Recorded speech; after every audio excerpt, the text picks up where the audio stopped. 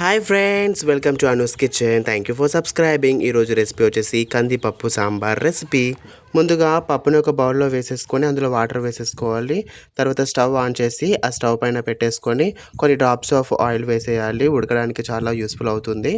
అలా ఉడికిన తర్వాత కొంచెము పసుపు వేసుకొని యాడ్ చేసుకోవాలి.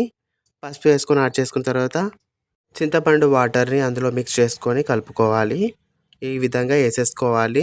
ఇలా అయిన తర్వాత అలానే లో ఫ్లేమ్లో మంచిగా వేసేసుకోవాలి. వెజిటబుల్స్ అన్నీ వేసేసుకోవాలి. ఇక్కడ చూస్తూ ఉంటే టమాటోస్, పొటాటోస్, బ్రింజాల్స్, కాలీఫ్లవర్, మిర్చి, ఆనియన్స్ ఇవన్నీ వేసుకొని ఉండాలి.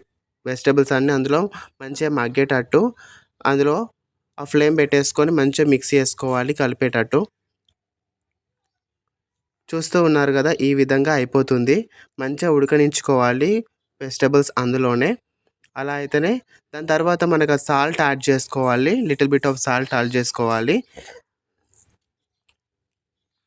సాల్ట్ యాడ్ చేసుకున్న తర్వాత కొంచెం కారపొడి కూడా మిక్స్ చేసుకోవాలి. అందులో యాడ్ చేసుకొని మంచిగా కలిసేటట్టు మిక్స్ చేసుకోవాలి. ఈ విధంగా ఉడికిన తర్వాత ఈ విధంగా అయితే చూడండి, చాలా టేస్టీగా ఉంటుంది అండ్ చాలా బాగా ఉడికిపోతుంది తొందర.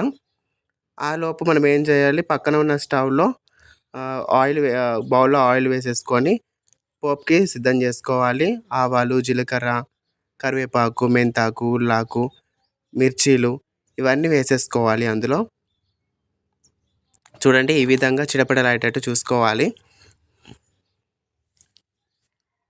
చూస్తున్నారు కదా, ఈ విధంగా అన్నీ వేసేసుకోవాలి. పోపుకు సంబంధించిన ప్రతి ఒక్కటి వేసేసుకోవాలి. ఇప్పుడు ఏం చేయాలంటే పోపులోకి అది ఇప్పుడు మనము ఈ సైడ్కి పెట్టుకునే అన్నీ మిక్స్ చేసుకోవచ్చు. ఇందులో వేసుకోవచ్చు, లేకపోతే ఆ పోపు తీసి అందులో కూడా వేసుకోవచ్చు. మేము ఇలా చేస్తామండి. ఫైనల్ అవుట్పుట్గా ఇలా మన కొత్తిమీరకు యాడ్ చేసుకోవాలి. ఫైనల్ అవుట్పుట్ మనకి ఈ విధంగా వచ్చింది. చాలా టేస్టీగా ఉందండి. ఒకసారి ట్రై చేయండి, ఎలా ఉందో కామెంట్ చేయండి.